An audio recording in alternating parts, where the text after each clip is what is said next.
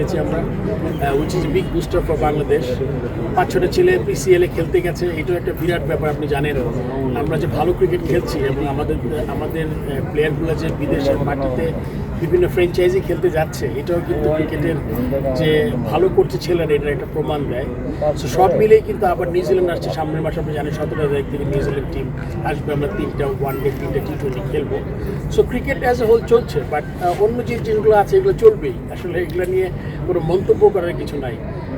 ক্রিকেটে কে থাকলো কে না থাকলো এটা আমি খুব বড় ব্যাপার মনে করি না। আমি মনে করি ক্রিকেটটা ঠিক জায়গায় আছে কি না, ক্রিকেটের যেই আপনার যারা আসবেন তারা যদি এজেন্ডা ভিত্তিক না হয়ে শুধুমাত্র বাংলাদেশ ক্রিকেট প্লেয়ারদের নিয়ে চিন্তা করেন, তাহলে আমার মনে সবচেয়ে ভালো হবে। আপনার ক্রিকেটে লোক ক্রিকেট খেলছেন, ক্রিকেটের ক্যাপ্টেন ছিলেন, সবই ছিলেন, তারপরেও আপনারা যেভাবে ক্রিকেটটাকে দেখবেন, নাজমুল ইসলামরা সেভাবে নিশ্চয়ই দেখবে না।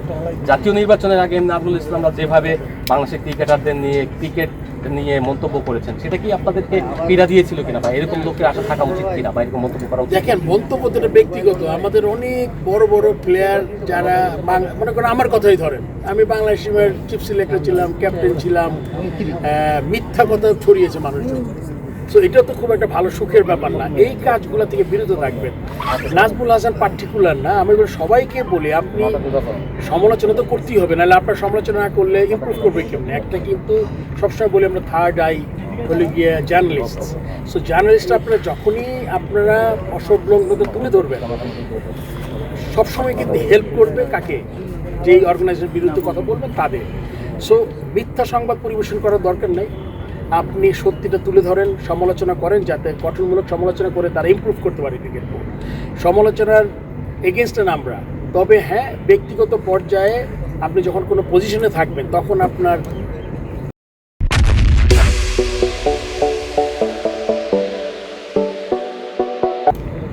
মন্তব্যটা খুব একটু চিন্তা ভাবনা করে করা দরকার আমি মনে করি। বিকজ যেই ছেলে করবে, যার এগেনস্টে করবে, তার স্ট্যাচারটা কি, সে কি করেছে বাংলাদেশ ক্রিকেটের।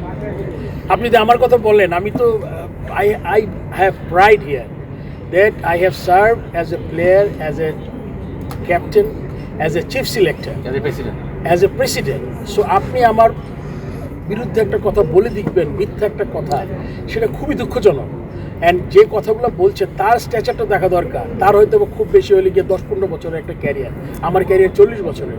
অ্যান্ড অ্যাচিভমেন্টে কোনো শেষ নাই। ফার্স্ট টেনিয়রে 4-5টা কি প্লেয়ার যারা 17-18 বছর খেলেছে, সেকেন্ড টেনিয়রে আরও 8-9টা প্লেয়ার যারা এখনও খেলছে। সো ইউ সি অ্যাচিভমেন্ট কিন্তু আপনি আমার কাছ থেকে নিয়ে নিতে পারবেন না, আমার ক্যাপ্টেন্সি দিতে পারবেন না, আমার চিফ সিলেকশন নিতে পারবেন না আমার কাছ থেকে, বিকজ এটা আমার নামের সাথে জুড়ে গেছে।